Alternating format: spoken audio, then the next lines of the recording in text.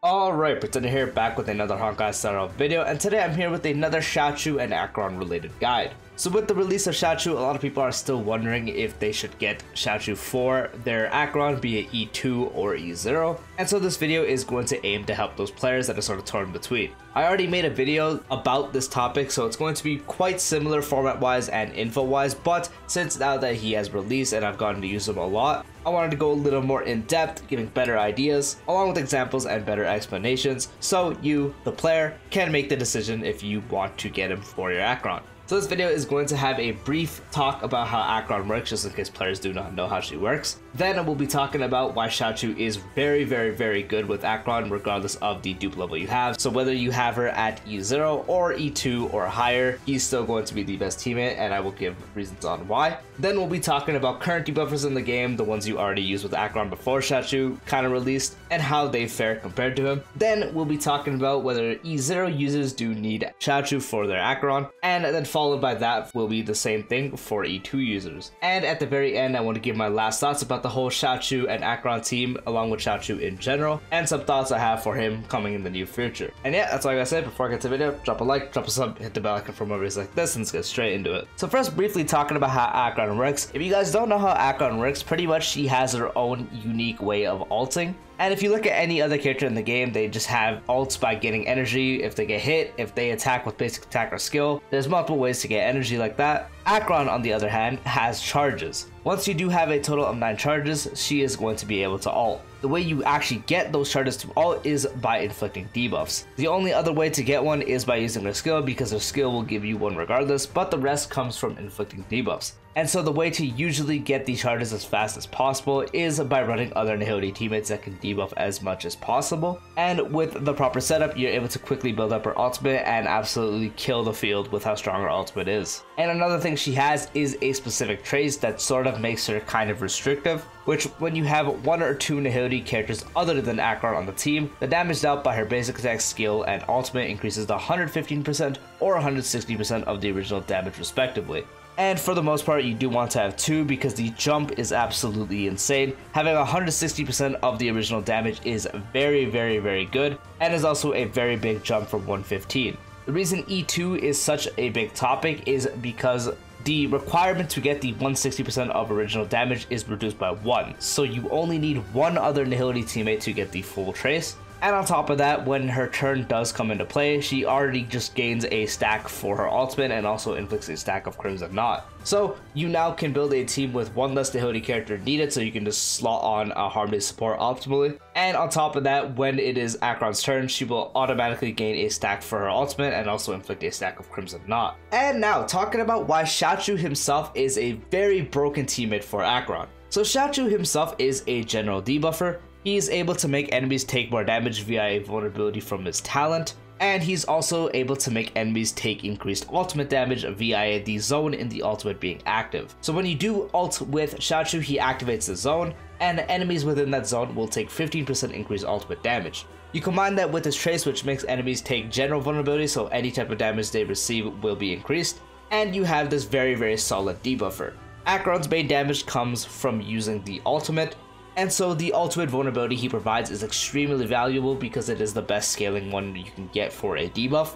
And on top of that, you're getting the general vulnerability, so her skill will do more damage. On top of that, will also help the ult to do more damage. And on top of that, you're getting the increased ultimate damage, so your ultimate hits that much harder.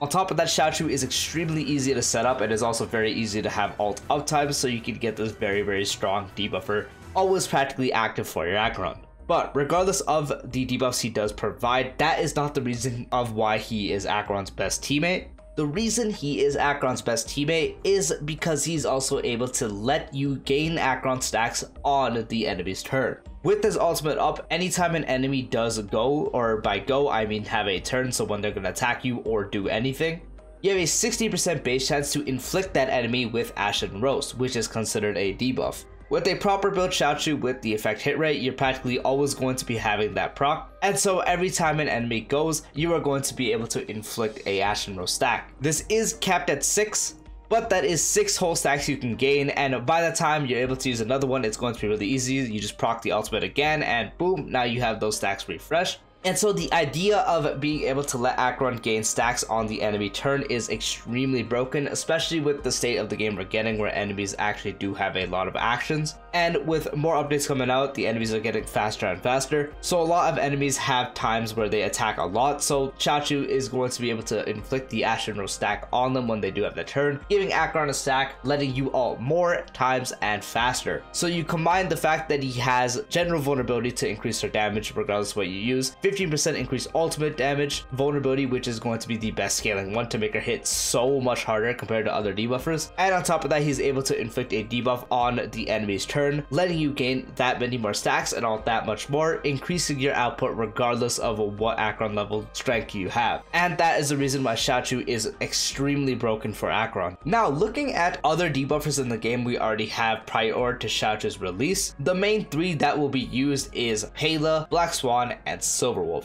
All three of these characters provide a very good source of debuffs and also very powerful debuffs. Pela being able to provide you a AoE defense shred VI hit or ultimate. Black Swan being able to provide you a blast defense shred VI her skill. And Silverwolf being a single target debuffer, being able to debuff off her basic attack, skill, and ultimate. All three of these characters have a very powerful debuffs provided. Once again, Pela giving you up to a 40% AoE defense shred, which is extremely good since Acheron's ult is also AoE. All those enemies will have lower defense, taking that much more damage. Black Swan having a blast skill, which is hitting 3 enemies, and those 3 enemies had their defense lowered by 20.8%. And Silverwolf herself being able to inflict weaknesses, so if enemy is not weak to lightning, you can do that much more damage by inflicting lightning weakness on them. And on top of that, thanks to her talent, every time she does attack an enemy, she can have 3 types of bugs, one being reduced attack by 10%, the other one being reduced defense by 8%, and the other one being reduced speed by 6%. On top of that, Silverwolf's ultimate is a single target attack that also lowers that enemy's defense by 45%, so that enemy is going to be taking that much more damage from Acheron as well. So we've already had these very powerful debuffers for Acheron, but none of them are specifically tailored towards Acheron like Xiaochu is. You are able to gain a lot of stacks thanks to them very easily, so they are very fine to use. But now with Xiaochu out, he is able to make enemies take increased ultimate damage, so his debuffs are going to be better than all of them.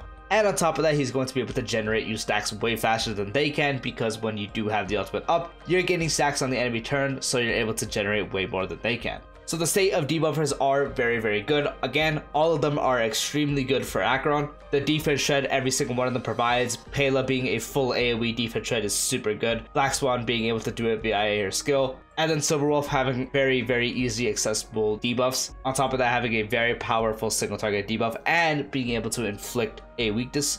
All the debuffer states are really good, but Xiaochu is above them when it comes to Acheron, since once again, he's able to inflict general vulnerability to make enemies take increased damage in general. On top of that, he's able to make them take ultimate damage increase, which is again going to scale the best and is just going to be very powerful. And then you combine that with the fact that he's able to make enemies take debuffs on their turn to give Acheron more stacks, and your output is that much better. And finally, talking first about for the E0 users of Acheron. Should you get Xiaochu? Do you need him? What you do need to consider is Xiaochu at E0 is extremely valuable on an Acheron team. For all the reasons I mentioned before, having the better variety of debuffs, gaining stacks on the ultimate on enemies' turns, everything he provides is going to be beneficial in general, but Xiaochu is so good to the point where you don't even need 2 Nihility characters. He is able to let you use Sparkle and do better output than having 2 other Nihility characters. Practically, with a E0 Acheron, you're able to have the same output as someone who had an E2 Acheron with Sparkle but didn't have Xiaochu. You will have that level of output. That's how important he is at E0 and how strong he will make your Acheron at E0. You also should consider that, yes, in the state of the game right now, Acheron is already extremely powerful. She's able to clear all types of content without Xiaochu, just 2 other Nihility characters. But that does not deny the fact that Xiaochu is undisputedly the best for her, especially at E0, because you gain so many more stacks since you don't have the luxury of being able to take off 1 Nihility character safely, and also getting a stack on her turn like people with E2 will have. Plus the E2s would have another Harmony support to give her more turns, more stacks, their output is just way higher. With Xiaochu, you're going to be able to rival that despite not having the benefits that E2 provides. That is how powerful he is. So for E0 users, I would 100% recommend picking him up. And as for E2 users, so he is still going to be the best debuffer you can run as a E2 Acheron. He's going to skyrocket the damage you get. The amount of ultimates you can get at E2 is absolutely insane. He also covers the spot of the Nihility that you need, which is absolutely broken. So now you can just take him and another Harmony support, and boom, the amount of output you get is just beyond broken. But with E2, you already have so much output thanks to having the Harmony support safely and another debuffer just for your general stuff and being able to attack more to gain more stacks. You will benefit less from having Xiaochu than someone with an E0 Acheron would, but you still will benefit a lot. E2 Acheron can practically clear the entire game with ease, so you don't really have much of a use to up that level from 100% to 120%. But if you do want to up that to that level and get that much of an increase, because you still notice the damage increase by a lot, you notice how much faster you can clear thanks to getting faster ultimates still, it is a very, very good jump. And so if you're someone that sort of wants the more future-proof Acheron, that is going to be another thing you can do. So for E2 users, he is not as a priority. He's definitely not a must-get that you should take over someone else. Like, you should probably get a Sparkle for the team over that, since your output will already be really good. That is more personal preference dependent though. But as someone with E0 could benefit way more from it, you still benefit from it a lot. But you just consider that Acheron at E2 is so broken already, you really don't need that extra above and beyond step. So if you do want to get that above and beyond step, then definitely go for it. You definitely will see the difference. But if you really don't want to take your Acheron to that next level step, and you think your Acheron's already fine at E2, then you can go ahead and just not get him. And now, so I wanted to have some final thoughts about this whole Acheron and Xiaochu thing. So Xiaochu, as we do know, his value isn't super high outside of Acheron. He's practically suboptimal and not really optimal anywhere else. But there is a chance in the future he might become the best in slot support. But there is a chance he might become the best in slot debuffer for another DPS in the future. It happened with Topaz. When Topaz came out, she was practically like, what is this unit? Follow-up attacks, very niche. Dr. Ratio came out, her value went really high, and now we're just getting follow-up attack unit after follow-up attack unit after follow-up attack unit, and now Topaz's value is insanely high compared to what it was back in 1.4. So that's one thing you should consider if you are thinking about picking up Xiaochu. And another thing is, Acheron is a DPS. This game is progressing. It is a gacha game. It's a PvE game. Eventually, Acheron is going to get power crept. She might fall off as the #1 DPS type things. If we look at Danheng and Jinglu, they're still really good, but they are slowly losing their place. Xiaochu, as I mentioned, takes your Acheron above and beyond, regardless at E0 being big benefits and at E2 just taking you above and beyond. Xiaochu is going to help your Acheron last longer, because eventually there might be a point where an E0 Acheron can't compete with a certain other lightning DPS that might come out in the future. But with Xiaochu, you are already this strong, so your bar for getting power crept is going to be a lot higher thanks to Xiaochu. So that's another thing you should consider. Future-proofing your Acheron with Xiaochu is another thing that could possibly happen, because Xiaochu takes you to a higher level. So potentially you're going to be able to future-proof it for when the time Acheron may get sort of power crept or is sort of losing her value, because Xiaochu brings up that value by a good amount. So that is another thing you should consider. And yep, that is the video. That is if you should consider getting your Xiaochu for your Acheron, because I'm still asked this question a lot. So I hope this video did answer your questions on whether you should get it for your E0 or E2 Acheron. A lot of reasons going over why Acheron is going to be extremely good with him, why he is just her best debuffer partner. On top of that, talking about how other debuffers fare in the game already, then if you should get him for E0 user specifically, and then E2, and then my final thoughts about what it's going to be in the future. So yep, once again, hope you guys found the video helpful. Peace out.